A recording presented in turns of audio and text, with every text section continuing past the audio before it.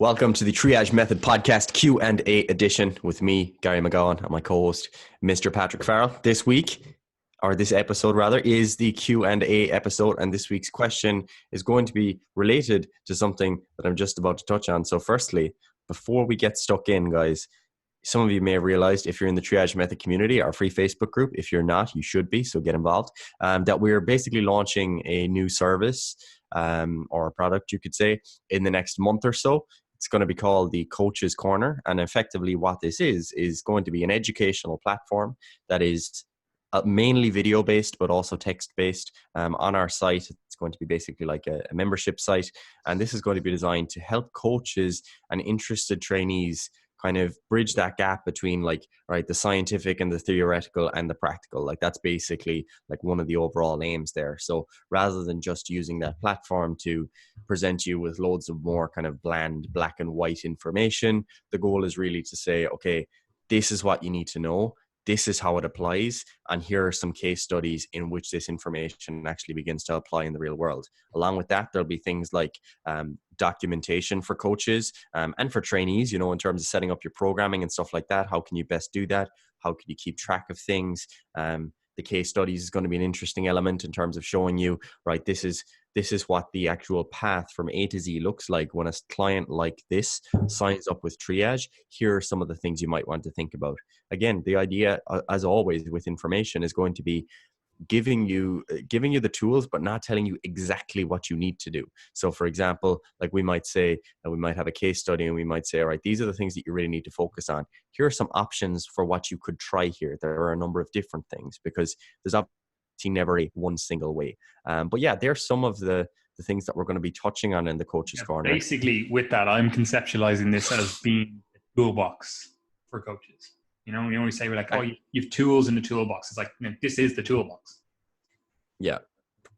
And being like the toolbox being reinforced as well. Like that's important. So like how and why you use each tool, the why still being a very strong component for those who are interested in learning your background anatomy and biomechanics stuff. Like we're going to be going over that, but really showing you what that means in the real world, touching on some of the exercise and nutrition, biochemistry and physiology stuff, really showing you again, what does that mean in the real world? What does that mean for my client? What does that mean for me? That's really the goal of the Coach's Corner. So yeah, if you are interested and you'd like to pre-register your interest, you can do so at the link below. Basically, you'll be joining a waiting list where we'll basically just provide you with information prior to the launch, along with a very significant discount from the initial launching price. So even there's no catch if you're not interested, or if you think you might be, but you mightn't have the money or whatever. Just join the waiting list. We'll give you more information, and there's no commitment there. Okay. So that brings us on to this week's question, and the question is effectively, what would be our one tip to help him, her, it become a better coach? What's the number one tip for me to become a better coach? What is it, Paddy? And the answer to this is something that applies even if you're not a coach yourself, right? So don't just read this and go, oh, well, I'm not a coach, so I'm not going to listen to this. That's this helps everyone, right? And the one tip that I would give would be to search out information rather than waiting for someone to present you with that information, right? And what I mean by that is a lot of people learn in a haphazard manner. Like they just get information presented to them. They're told effectively what to think, right? They're like, oh, you should learn about biomechanics. You should learn about nutritional biochemistry. Like these are all things that we think are important. And even when we put out content, we're putting out content that, the way we do it is a little bit different than the way a lot of people do it. Like we're trying to contextualize stuff. That's why we have certain pages on our website, which is it's effectively like a book, so there is, conceptual framework. But the way most people put out information and the way most people consume information, it's effectively in a haphazard manner where they just learn bits of information. And that's because people are putting out bits of information. There's no joined up connectedness with the information. They're effectively just learning oh, this person that I follow on Instagram put up something about squats. I guess I'm learning about squats today, just based on what that individual has written in the content or on YouTube they've recorded or whatever it is. They're effectively just waiting for information to be presented to them, right? rather than ever actually searching out information. They're not actually coming up with questions. They're not coming up with, we'll say questioning paths. They're like, oh yeah, okay, I understand calories, but do you actually understand calories? Like, ask yourself questions related to that. Be like, what does that actually mean? How does that relate to this other thing? You're never actually questioning things. You only know what someone has presented to you, and again, like you need a teacher, you need a mentor a lot of the time. Like that obviously, effectively fast tracks the results that you can get, but you should still have a questioning mind. You should still be asking questions with regard to content, information. You should still be trying to effectively search out the information that you need rather than waiting for people to present it to you. Like I always kind of think of this, like personal trainers or coaches and whatever, they always like to think of like, oh, I'm a frontline healthcare worker. And we've discussed that before, but imagine your doctor was like, oh no, I actually, all my knowledge just comes from whatever, I was told to think on Instagram, like, yeah, there's some practical stuff that I've also done, but basically I've just regurgitated information that other people have presented to me on whatever it is that doctor does, cardiac stuff, right? They're like, I just got presented, I follow these 5 Instagram pages and these 2 YouTube channels, and the depth of my knowledge is whatever comes out that week on that from those pages that I follow, or those channels that I follow on YouTube. There's never any like, oh, I must get a cardiology book. There's never any like more in-depth understanding, learning. They're not asking questions. They're not like, you have Google, you have search engines, you can find anything. Like one of the skills related to this is developing the skill of actually knowing where to find information is probably the most underrated skill that's required for long-term education. Like Instagram is not a place to find information. While you might find information there, that is not the home of information. It's a photo sharing app. The fact that people think that that's a good platform to get an education from, that says a lot, but again, like going back to the doctor thing, like imagine your doctor said to you, being like, oh no, like I actually never read content, or I never look at the primary research, or I never, question anything. I just wait for this guy that I follow on YouTube to do a review on that. And if he hasn't done a review on that, I don't really understand it. I don't know it. I just, whatever, like that's a poor place to be in, right? Whether you are someone that's interested in training yourself, or whether you are someone that is training other people, searching out information. And I don't mean just, searching out the person's name on fucking YouTube that you follow, or searching them out on Instagram or anything like that. I mean, actually like searching out where that information came from. I don't even mean you have to necessarily, read the primary research. That's not a requirement to be a good coach. Having some familiarity with it, or again, reading a little bit deeper into it from a number of different sources. Like I'm not saying that we are the gurus, and if you don't read our content, you're missing out. Like you are missing out, but you can still read other people's stuff. You can still, watch their videos. You should still use all the resources available to you, but the manner in which you go about it should be less haphazard and more targeted. Like pick a topic, be like, okay, cardio. I want to learn everything that I can possibly learn about cardio. It's like, find out the people that are putting out content, read their articles, watch their videos, in a targeted manner. You're just looking at the cardio stuff from those individuals, and then write down topics you don't understand, question that stuff, be like, okay, they said this, how does that relate to this?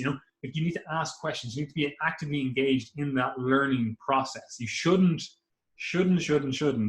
just wait, scroll through Instagram and be like, oh, someone's talking about X topic today. That's what I'm learning about. Yes, sir. Absolutely. And importantly here, I suppose, like one of the things that I think is important to add on here is, it's the why you would go and search for information, because like it's all very well and good to say, all right, I'm a coach, I want to be a better coach, so I'm just going to go and start kind of searching for information. But like, where do you actually start? And for me, like, one of the most useful things is to actually use your clients as inspiration. Excuse me. Use your That's good. clients. I don't know what that was. It was like something that's stuck in my epiglottis. You got something. You've got your clients as inspiration for what you need to actually learn. Okay, so for example, like an interesting way of thinking about this is that, you know, in medicine, let's say, if you were to learn only about how the body works, like as normal physiology, like you never really kind of start to grow your understanding from solely like how does the body work normally. And that's basically what you're getting from Instagram a lot of the time, is that all of the kind of healthy fit people, like the average people that are going to have a voice in social media, and they're all the people that have had a favorable response, that are doing really well, that follow all the basic stuff, and it looks like this nice clean template. And that's like normal physiology. It's like, here's how the body works as normal. Then pathology comes in and fucks that up, because once you start to study pathology, that's what leads to the growth of physiology, or one's knowledge of physiology of how the body works, because it's like, oh, here's a deviation or perturbation, and here's how the body responds. Boom. Now I can start to link that information together. And how that relates to coaching is that when you suddenly have that client who does not respond to this program that you seem to think everyone responds to, that's when you start to ask those questions. When you start to say, oh, maybe I can't just keep increasing volume, or oh, maybe continuous cardiovascular exercise isn't the only option, or maybe tracking macros isn't always the best option. You know, these are the types of questions you start to then ask, because this client has shown you that there's something different to the story, that this normal kind of cute, real, you know, nice narrative that you had, that is not enough. And then you begin to ask those questions. So what I would do is, and this is basically what I do myself, is if you have a challenge, a particular challenge with a client, start to seek out what could be the potential explanations for that. And it's not always about, you know, going straight to PubMed or going to read complicated articles, because one of the things you can do is like basically rent out some expertise. So if you take the time to, you know, email a coach, a high level coach, or even someone who's, you know, maybe they might even be a researcher in the area or something like that, you know, that they're always putting out content related to this problem. If you take the time to sit down and email them, and, you know, you really think out your email and you ask good questions, they'll generally be very receptive to that. If you just email someone on, or message someone in Instagram and say, I have this client I'm having trouble with, could you give me some tips?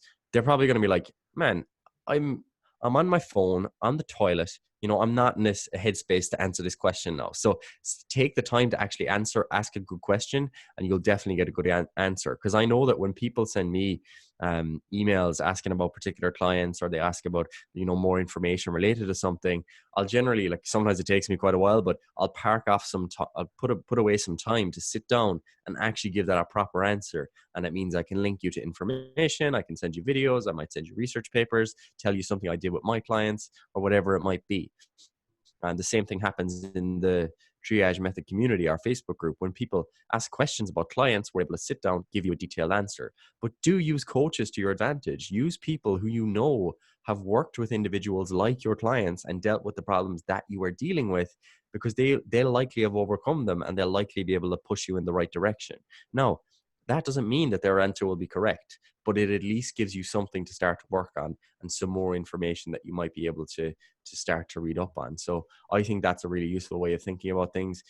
Check out the problems that you're having with your clients, then, you know, seek out some expertise from coaches and start to read around that. So, you know, it might be that when one of your clients, previously you thought that, oh, we can just keep doing squats 5x5 and you're going to get big strong legs, and that seems to work for most people. Cool, not unreasonable. This client, and they feel squats mostly in their hips and their lower back, and they're trying to grow their quads, and, you know, they've got some knee pain with higher volumes and stuff like that. And then you start to wonder, okay, what can I actually do here? And it might be as simple as Googling how to, or other squat variations, or variations that are more knee dominant, or squatting for a tall lifter, that sort of stuff. You mightn't get the best answers right away, but it's a real basic starting point and somewhere to start to put you on the right track.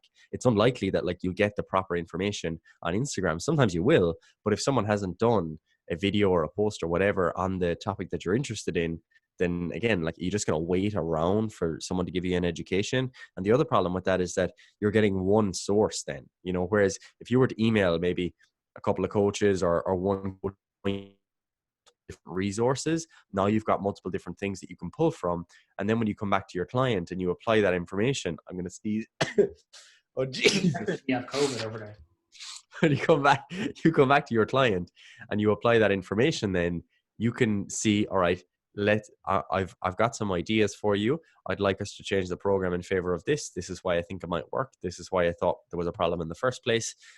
Let's give this a go for two or 3 weeks and see how it goes. And then that's also a method of learning, is taking that feedback and seeing, oh, this actually did work. So even though you're new, that protocol, that doesn't make that the new rule, but it makes it a worthwhile exception to the rule that you were previously working on. Okay, so now it might be the case that I know that 5x5 squats work for a lot of people, and I can generally, just kind of hand them out, and most people get bigger and stronger. However, there's a certain subtype of my clients who maybe they're a bit taller and they tend to have longer femurs, and maybe they have a history of pain in a particular area or whatever. And when they do front squats for 3 sets of 8 to 10, that seems to be superior. So now I'm going to grow that. And then eventually you'll be like, oh, why 5 sets? Why three sets? Or could I do 12 reps, or could I do 4 reps? And that's how you begin to grow your knowledge, is seeking out, or finding a problem, seeking out information, applying the information in the real world, seeing the feedback that you get, and then it's a kind of a circular process from there. So I think that's a useful way of thinking about it. Yeah, like basically what we're saying is you should first of all ask questions. That's the way you find information. And then also you need to learn to ask better questions. For example, like you were saying there, like emailing someone, taking the time to sit down and formulate your thoughts. Like, what do I actually know? What am I actually trying to ask?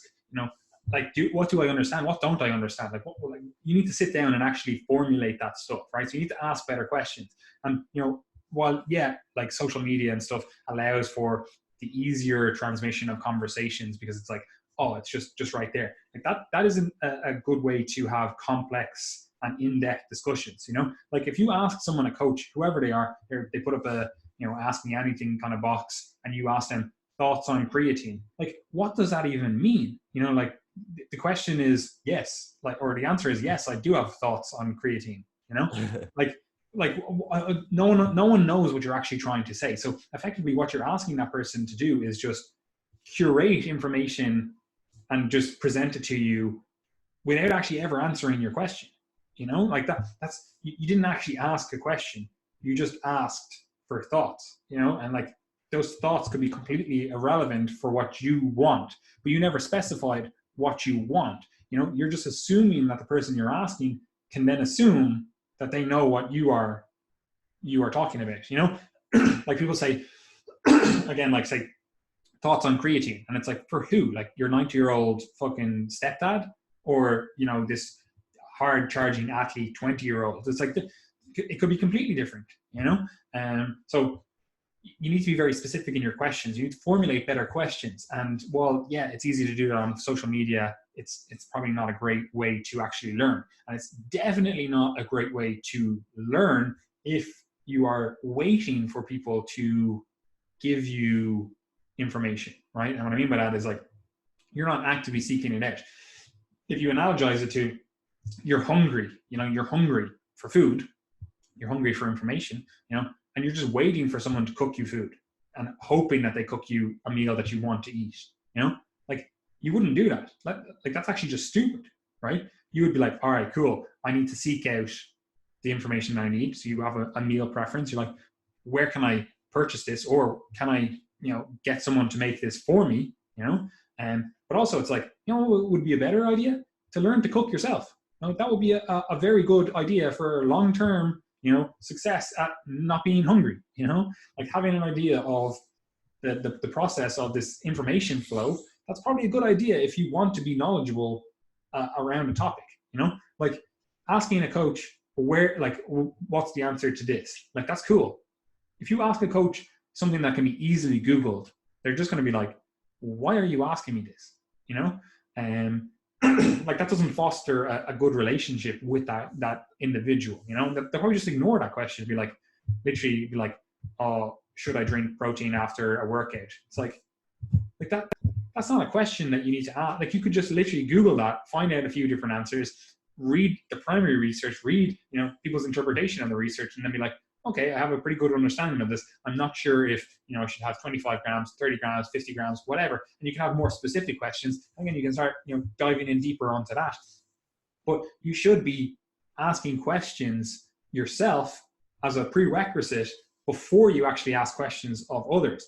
And you definitely should not be waiting for other individuals to guide your knowledge, you know? Like, I always look at it as well, like, people effectively like use YouTube to do this, you know?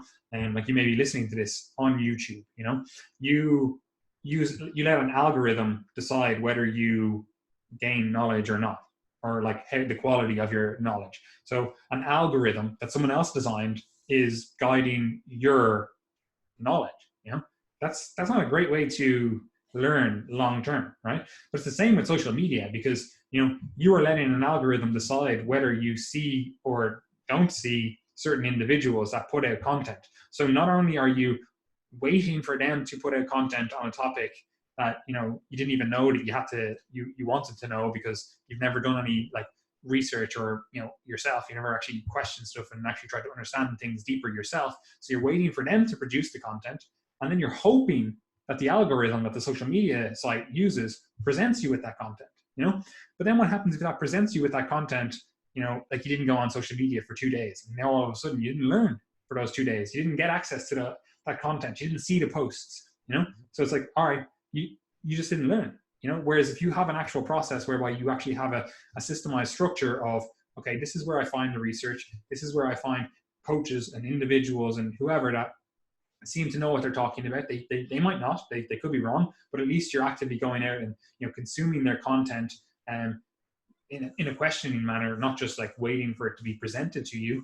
And then you're trying to conceptualize it by asking better questions with regards to that topic, and you're asking peripheral questions. You're trying to, you know, layer that information together in your head, and you're trying to get a better structure to your knowledge. Like, if you want to be a better coach, effectively, that's what you need to do. You need to search out information and integrate that information, rather than just waiting for information to be presented to you, you know? Again, going back to that analogy, like, if you're hungry, don't wait for someone to give you a meal. Go make the meal yourself. Yeah, and another thing that's really important as well is like understanding what your metric is for being a good coach, because like, whether you're coaching people online or in person, ultimately, like, it's the individual that is your metric. You know, it is your client, your individual client, that is fundamentally the metric of whether or not you actually, you know, were able to do a good job. And like, that doesn't mean that the better success any client has, the better coach you are. Like, that's not always the case. You know, sometimes like coaches can put in all the effort and do such a fantastic job, and, you know, they try everything, but the person doesn't get any results, and, you know, they weren't adhering to their diet, and they weren't adhering to the exercise program, and they were going out drinking and all that sort of stuff. And you can't beat yourself up about that, but at the same time, you can't celebrate too much just because you gave some generic plan and one of your clients had an unreal response, because that's just the, you know, the opposite side of the same coin. It's like, you know, there was a failure there, you know, there was a failure there, and it was on your end. And it's still, you know, some degree of a failure. So I think it is important to realize that your client is your metric of feedback, but you also have to be kind of honest with yourself. So if you're using your clients as feedback for your ability to coach, like, you want to be able to look across a diverse range of clients that you actually have and see, is there a theme here? Because, for example, if you have, let's say, all of your best results and all of your transformations or testimonials or the positive feedback you get from your clients personally, if that all comes from 20 to 25-year-old males. But when you work with females of any range or males above the age of 25, or you work with people who aren't just interested in fat loss, and if they don't enjoy your coaching experience and they give you bad feedback, like, you can't just focus on those positive ones. You have to also focus on why is my current knowledge and practice not useful for those individuals. And maybe it's the case that you just want to niche down and you just prefer working with 20 to 25-year-old males, which is absolutely fine. You know, if you can do a fantastic job there while recognizing, hey, you know, I'm not as good at the other stuff. But if you're trying to do it all, you have to be willing to really critically analyze your own abilities and your own knowledge, and then begin to seek out more knowledge that is relevant to those populations. And in that case in particular, it could be the case that, right, I'm using my clients as feedback. I'm seeing that this population is doing really well, but, you know, the female population, I'm not doing really well with. Now, why could that be? And it could be the case that you reach out to another, like, whether you're a female or male, you reach out to another trainer who works primarily with females, and you say, you know, what are some of the things that you feel lead to the best outcomes in females that differ from when you were coaching males? And they might be able to give you some really key insights. And that could be related to communication. It could be related to the way that you program. You know, it could be related to the community environment within the gym.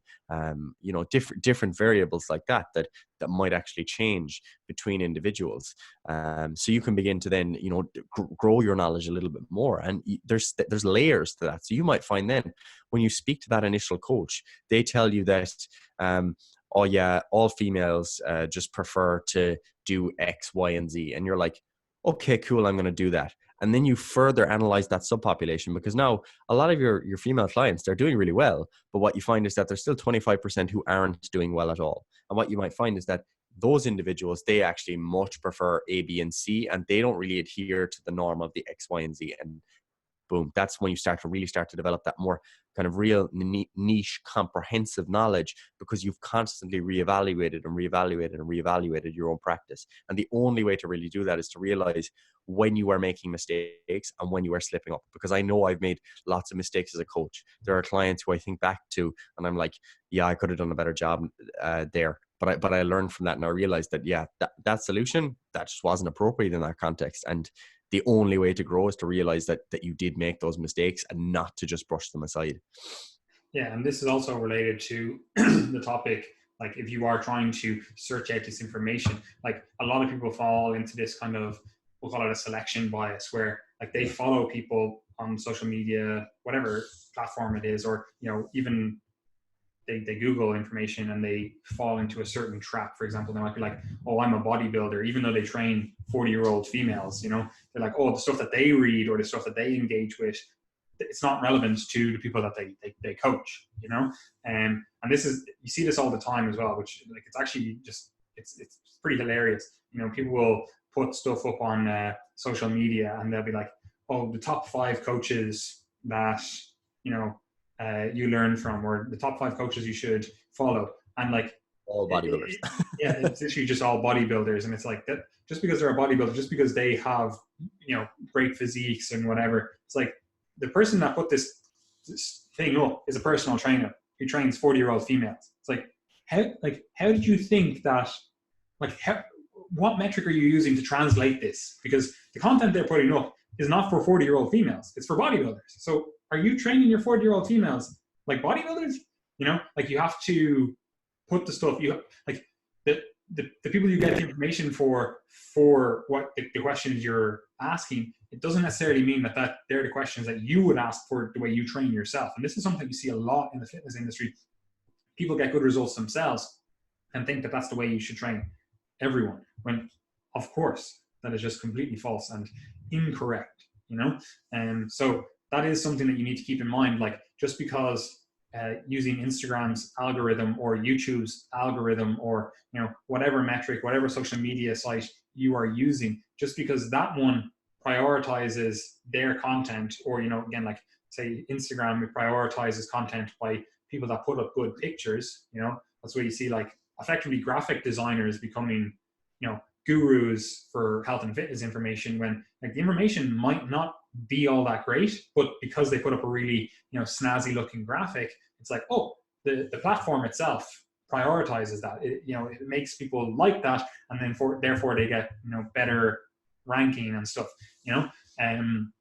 Like we write content, and put it on our website, and as a result, like Google ranks us really, really highly. So people do Google searches and find us there. That doesn't mean that we are the best people putting out content on whatever topic it is that you are searching. I would like to think that we are, but it doesn't mean that we necessarily are. Someone could be putting out video content that is, exactly what you need in the exact population that you need in an easier to digest manner or whatever it is.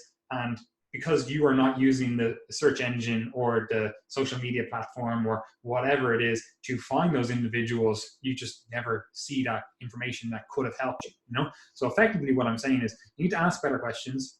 You need to actually ask questions. You need to actually ask in a variety of contexts, use different platforms to see what is out there and continually refine your questions and your knowledge over time so that you actually get the information that you need. And like Gary said, the actual metric is the people that you are coaching, or if you're coaching yourself, it's like, are you actually driving the needle forward? Are you actually helping those individuals or helping yourself get the results that you want? If you're not, then is there some hole in your knowledge?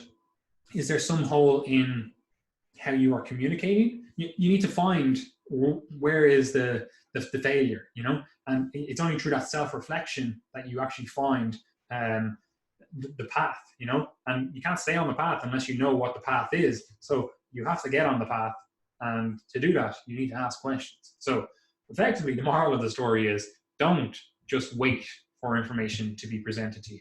That is the worst way you can go about becoming the best coach you can or getting the best results that you can, So do a quick evaluation of how you actually get content, Like, for example, if you listen to this podcast every single week, we put out at least two podcasts per week. If you listen to this podcast every single week and have never asked a question, ask yourself what, like there's literally a question box below.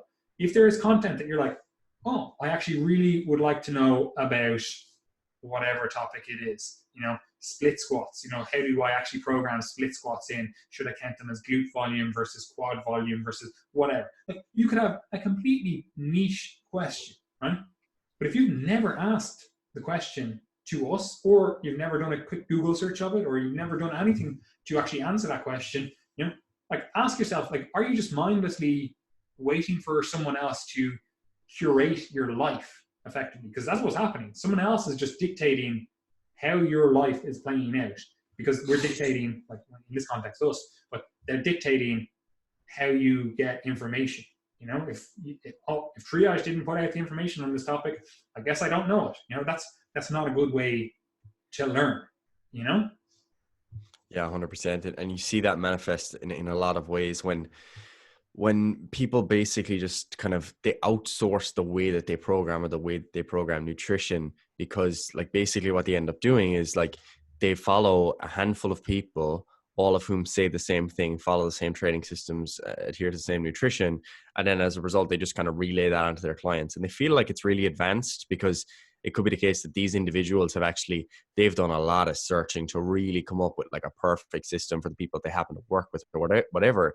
And then when you just relay that onto your clients, it's quite stale, and it doesn't make you a good coach. It might, but ultimately, like what your goal should always be is to try and take what is actually useful, but also like try to expand on that, try to build on that, try to find more ways that you can make that useful for your clients. And the thing is, like, a lot of people think that you're like the leaders that you're following or whatever, that they're going to like you more because you're adhering to their system and passing on their system. But I think like you made a similar note in our notes for the podcast.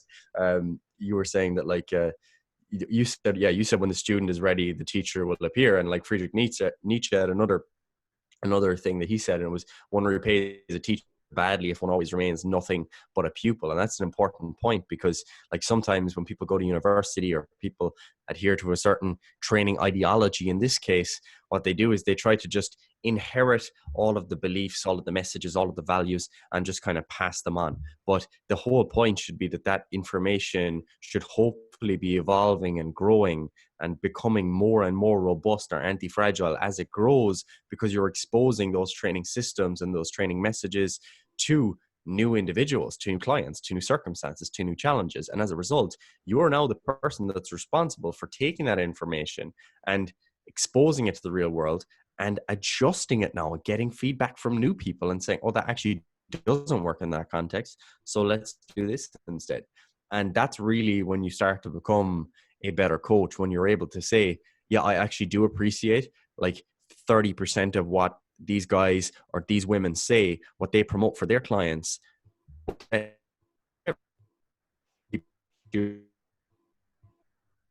stuff being really useful. That's when you start to really, you know, it becomes more of a craft at that point, rather than just kind of, you know, relaying on information in like a guideline type of manner, you know? Yeah, like Eleanor Roosevelt said, learn from the mistakes of others. You can't live long enough to make them all yourself, you know, which I think is really good, you know, guiding framework where it's like, yeah, you like effectively you're outsourcing mistakes. You know, you want to, you know, not make these mistakes yourself. However, if you just get to the end point and you don't learn that there's mistakes that have been made along the way, you don't actually have a good understanding, you know? And again, like you need to ask questions to figure that out. You know, it's not a, like, who said it? Knowledge that's not learned, or knowledge that's not earned. I can't remember the exact quote.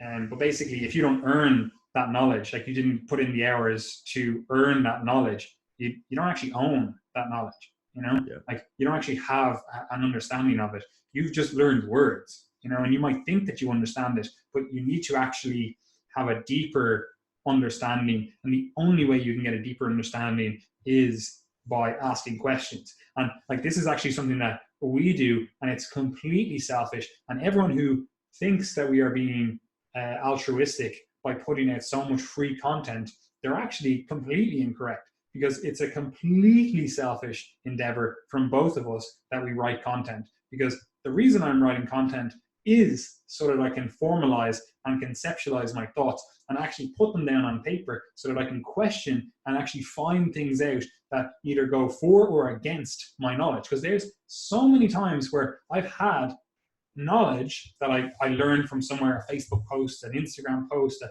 bit of YouTube video or whatever. I just heard this knowledge and accepted it as fact, right? Because, you know, you trust these individuals that put out information, you know.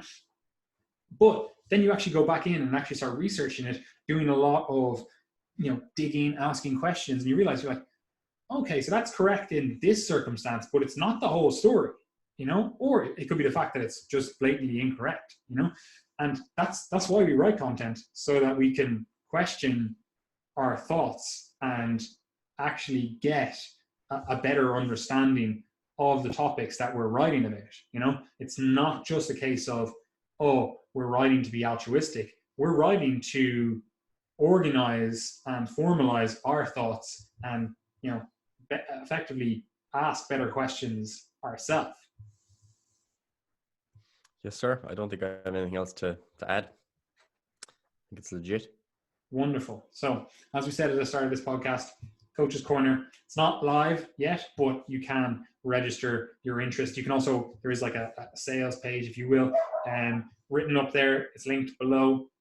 You can read that. You can get an idea of what is actually in the Coach's Corner and whether that is something that, you know, you would like to engage in. And because we want this to be a very, again, the toolbox, effectively, we want it to be a very collaborative project, you know, so that we actually provide coaches with the information that they need. Because I see this as a huge disconnect in the industry. Like, people go out and get a certificate in personal training, but the cert never gives them like continuing education. It might say that like, oh, you need to do 10 continuing education units per year, but there's no framework. There's no, you know, oh, let's actually put some guidance to this. It's like, yeah, you just fuck off. You're on your own. We charged you the fucking $2,000 for your cert, and see you later. There's nothing after that. And you see this a lot. This is what really got me thinking about it and really pushing this forward, because we were actually going to, we have a few projects on the go, and we're actually going to do something in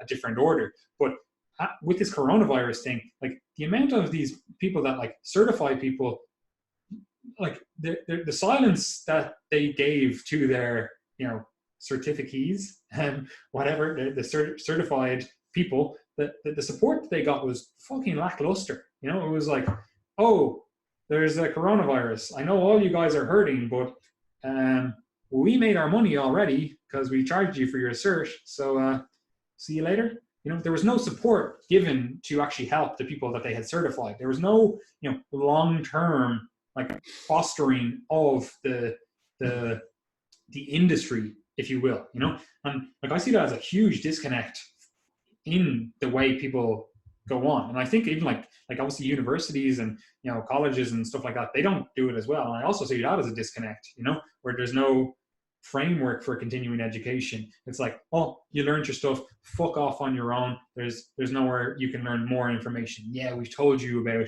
these sources like PubMed and stuff, and like we've told you how to evaluate information, but we've never actually given you, some framework to continue your education, So anyway, that's why we have pushed this one forward, and why we want to help the industry.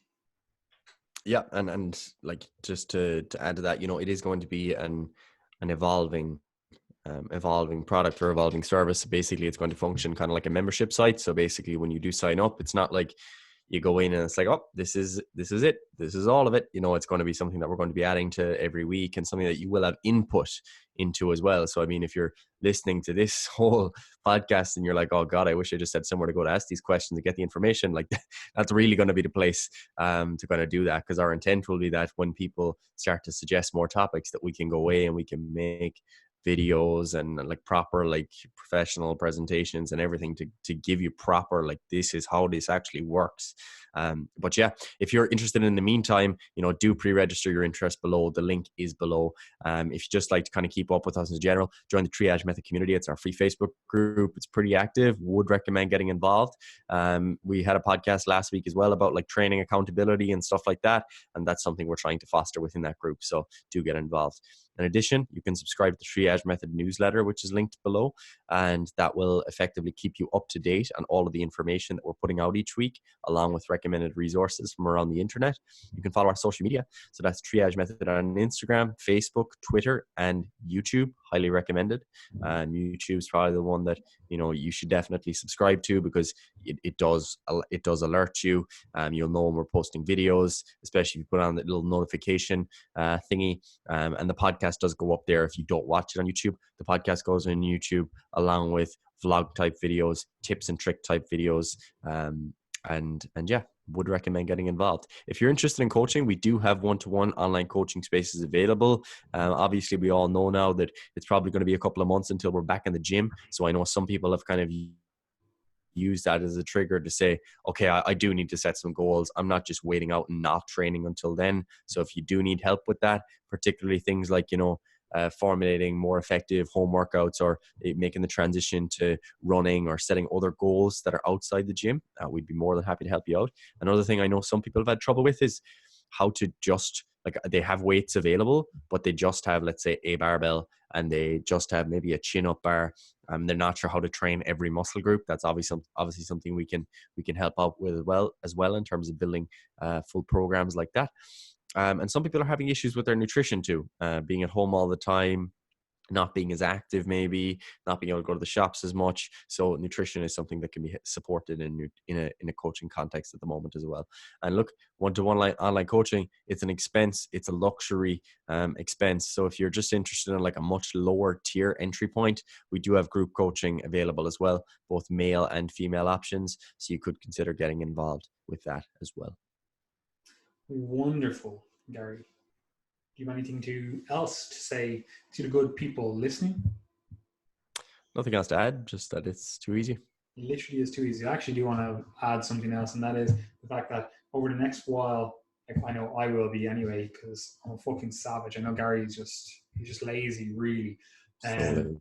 but I'm going to start doing some videos for the articles that we have written, purely because I know people like, they just, I don't want to read an article, I don't have the attention span, which, as someone who is both dyslexic and has ADHD, I find that extremely offensive when people say that shit, but irrelevant. That people are like, I don't have time, or the mental capacity to read an article. And I understand that people enjoy just kind of passively listening to content, or passively viewing content. So you're going to make some of those articles, like obviously not all of the articles you're able to do that. Like if it's a very in-depth article, I'm not going to just effectively read the article to you. So some things are too in-depth to do in a video, and it just makes more sense to have them written. But there's obviously general concepts, general frameworks, general key points that I can just do a 10-20 minute video and explain all the stuff that's in that article that you should know, and then obviously you can supplement that knowledge with the article. So if you're not subscribed to YouTube, that's where they're going to be. If you do follow our social medias, if you do follow especially the newsletter, then you will just get these thrown your way. But again, that's what we said we don't want to see. We don't want to see people just waiting for information to be presented to them. Like, I want this to be an active process. Like, our goal with the company is to make this a client or an individual focused endeavor. Like, I actually want to educate individuals. I want to help them get better. So I'd obviously prioritize content that people actually want and people actually are consuming, So that's the goal. There will be more videos on articles. If you've never read one of our articles yet, religiously listen to our podcast, then, we will be producing more, targeted articles, specific videos and the like in the next while. Yeah, there's that. I have nothing else to say. Do you, Gary? No, sir. All right. It's too easy, and peace out.